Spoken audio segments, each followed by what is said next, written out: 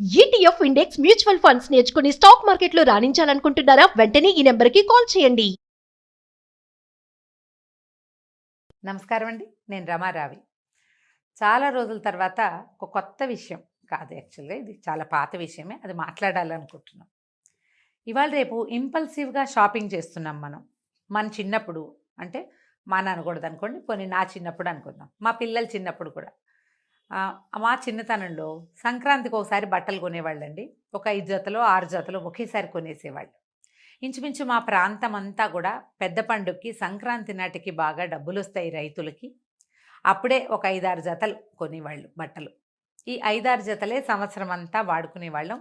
నిరుడు వేసుకున్న బట్టలు పొట్టైపోయినవేమో ఇంట్లో వేసుకుని, ఈ సంవత్సరం కొత్తగా కొన్నవేమో బయటికి వేసుకెళ్ళేవాళ్ళం. నిరుడు ముందరేడు ఆ ముందరేడు కొన్న పట్టులంగాలు అవి ఉండేవి కదా, ఏడాదికి ఒకటో అరో కొంటూ ఉండేవాళ్ళు. వాటిని ఫిల్టులు అవి విప్పేసి, లంగాలకి ఫిల్ట్ విప్పేసి కొంచెం పొడుగు కావాలంటే చేసి, కుచ్చిళ్ళు ఇంకొంచెం పిల్ల కొంచెం లావైతే కుచ్చిళ్ళు తీసేసి మళ్ళీ కొంచెం పెద్ద పెద్ద ఫిల్ట్ కుచ్చిళ్ళు పెట్టి లంగా సరిపడేలాగా కుట్టి ఇలా మేనేజ్ చేసేవాళ్ళు. బాగా సంపన్న గృహస్థలమైన వాళ్ళం కూడా ఇదే పందాలో ఉండేది. ఎప్పుడైనా మధ్యలో ఏవైనా ఇళ్లలో వివాహాలు వస్తే పిల్లలకి మళ్ళీ తలా ఒక జత 2 జతలు బట్టలు కుట్టించేవాళ్ళు.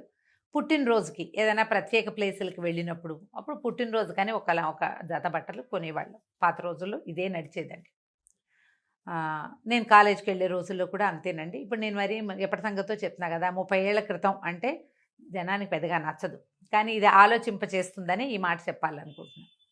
మా పిల్లలు చిన్నప్పుడు కూడా ఏ పండగకో బర్త్డేకో 2 జతలు చొప్పున కొనేవాళ్ళం. పెద్ద పండగలే ఇంచుమించుగా సంక్రాంతి అని, తర్వాత ఏమో వినాయక చవితికి కూడా కొత్త బట్టలు వేసుకుంటారు. ఉగాది పండగ, తర్వాత వినాయక చవితి, మగపిల్లలు కాబట్టి దసరా, దీపావళి, ఇంతే, బర్త్డే ఒక 6 సార్లు కొనేవాళ్ళం అనుకోండి.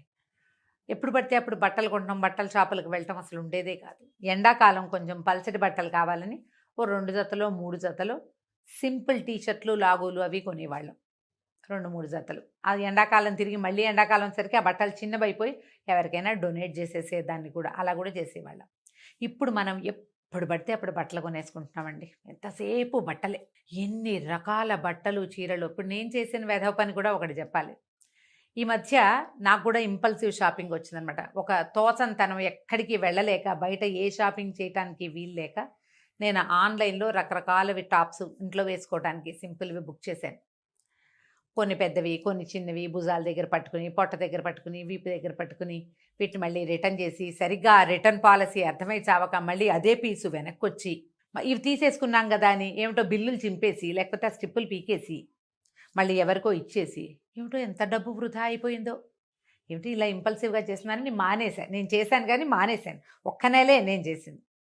బీరువా దగ్గర లేదా అల్మర్ దగ్గర నిలబడి బట్టలన్నీ తీస్తే ఒక సంవత్సరంగా కట్టుకొనివి ఎన్ని చీరలు ఉంటాయో మన దగ్గర, ఎన్ని డ్రెస్సులు ఉంటాయో.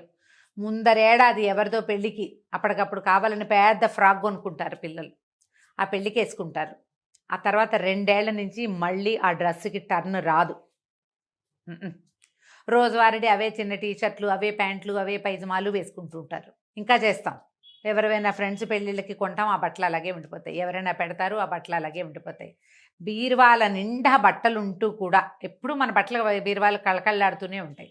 నాకేం బట్టలు లేవు అనిపిస్తుంది. ఏదైనా పెళ్ళికి వెళ్ళాలంటే మనకి ఎప్పటికప్పుడు కొత్తవి కావాలి.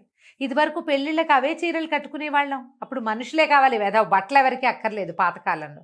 కానీ ఇప్పుడు మనకు అది కాదు, ఏ మనిషి అక్కర్లా. వాళ్ళు వేసుకునే డ్రెస్సు అది ఎంత ఖరీదు, ఎక్కడ కుట్టించారు, దీనికి బ్లౌజ్కి ఎంత వర్క్ చేయించారు, ఆ వర్క్కి ఎంత ఖరీదు పెట్టారు, టైలర్కి ఎంత ఇచ్చారు, ఇవే కావాలి మనకి. మనుషులు వాళ్ళ లక్షణాలు ఏమీ వద్దు, ఓన్లీ బట్టలకే మనం ఇంపార్టెన్స్ ఇస్తున్నాం. సరే, వాటిని వదిలిపెడితే మన బీరువా చూస్తే బీరువా నిండా బట్టలు ఉంటాయి, అల్మర్ల నిండా బట్టలు ఉంటాయి. ఎవరికి లేవండి బట్టలు? ఆలోచించండి. అంటే మీకున్నాయి మాకేం లేవు అని రాయకండి మీరు దయచేసి. 80% వ్యక్తుల దగ్గర బట్టలు ఉంటున్నాయి. ఎందుకంటే మీరు గమనించండి, ఏ బట్టల షాపులోనూ ఖాళీ లేదు.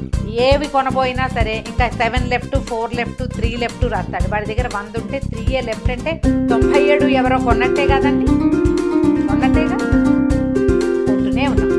మీరు ఎప్పుడు చూడండి జనాలు బట్టలు కొనుక్కోవడంలోనే ఉంటున్నారు.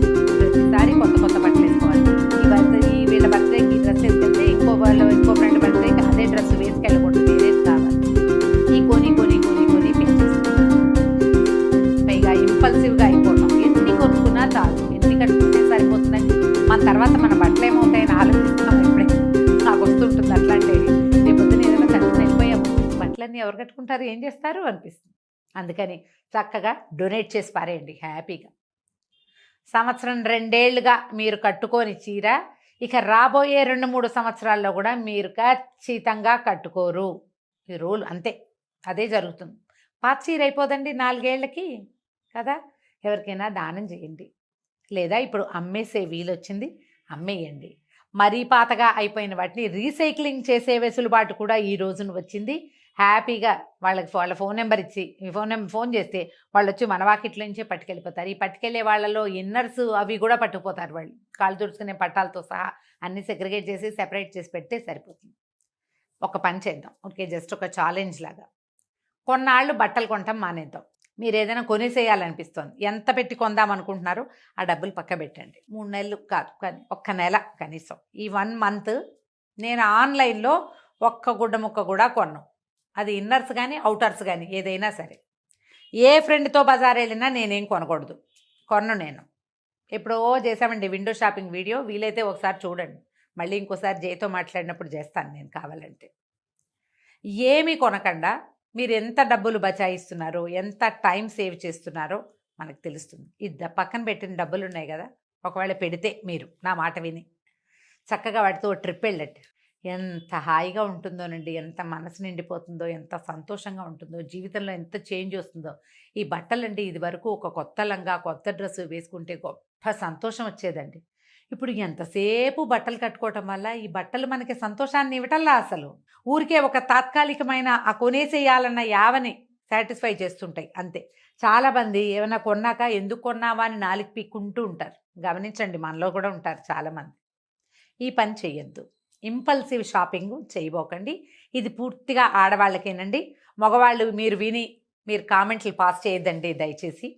ఓన్లీ ఫర్ లేడీస్, అది కూడా కొంచెం పెద్దవాళ్ళకే చెప్తున్నాను నేను. ఇది మీరు చేయరా, మీరు చేస్తారంటే నేను కూడా ఓత్ తీసుకున్నానండి. నేను ఖచ్చితంగా సావిత్రికి వెళ్ళి ఏదైనా ప్రత్యేకమైన సందర్భంలో శ్రావణ మాసానికి చీర, దీపావళికి చీర, దసరాకి చీర తప్ప ఇంకా ఏమీ కొనకూడదు అని ఆల్రెడీ ఒట్టేసుకుని ఉన్నాను. చేయను నేను. మీరు కూడా ట్రై చేసి చూడండి. మనం అసలు దాన్ని ఖర్చు పెట్టే ఉద్దేశం లేకపోతే డబ్బులు మిగలటమే కాదండి, టైం సేవ్ అవుతుంది. ఇన్స్టా చూస్తామా, ఏదైనా ఒక చీర చూసామనుకోండి బాగుందని, తర్వాత అన్ని చీరలు అమ్మే వాళ్ళే వస్తారు, డ్రెస్సులు అమ్మే వాళ్ళే వస్తూ ఉంటారు. కొంతసేపటికి మనకి వచ్చేస్తుంది ఒక ఉద్రేకం, అది కొనేయాలి, తీసేసుకోవాలి అని. అసలు అవి చూడొద్దు, దీన్ని అవాయిడ్ చేసి చూడండి. దీనివల్ల మీకు సెల్ఫ్ కంట్రోల్ ఖచ్చితంగా వస్తుందండి. పుణ్యము పురుషార్థము అని 2 పాయింట్లు ఉంటాయి. ఈ పుణ్య పురుషార్థాలు మనకు ఎలా వస్తాయి? బట్టలు కొంటాం మానేస్తే పుణ్యం పురుషార్థం వస్తుందండి రమగారు అంటారు. ఖచ్చితంగా వస్తుంది. ఇది మానేసి మీరు ట్రిప్ వెళ్ళండి హ్యాపీగా. 3 నెలల నుంచి నేనే షాపింగు చేయలేదు, నేనే బట్టలు కొనుక్కోలేదు, కాబట్టి నేను ఒక ట్రిప్కి వెళ్ళదలుచుకున్నాను.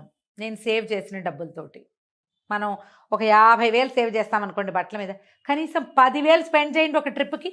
ఏదైనా కొత్త తీర్థయాత్రకి వెళ్తే కొత్త ప్లేస్ చూస్తాం, కొత్త దైవ దర్శనం చేస్తాం, మనసు సంతోషపడుతుంది. చక్కగా 4 ఫోటోలు తీసుకుని ఇన్స్టాలోనూ అక్కడ ఇక్కడ షేర్ చేస్తాం, మనమే సంతోషిస్తాం. పుణ్యము పురుషార్థము 2 వచ్చినాయి కదా. ఆలోచించండి, ఇంపల్సివ్ షాపింగ్ చెయ్యొద్దు. ఇప్పుడు ఫంక్షన్ ఉంది, పెళ్ళుంది, పేరెంట్ ఉంది, కొనుక్కుందాం, ఏమీ లేదు, మానేద్దాం. ఇది ఆలోచించండి. ఇది ఆలోచింపచేసే వీడియో అని నేను ఖచ్చితంగా నమ్ముతున్నానండి. చూద్దాం మరి మీరేమంటారు.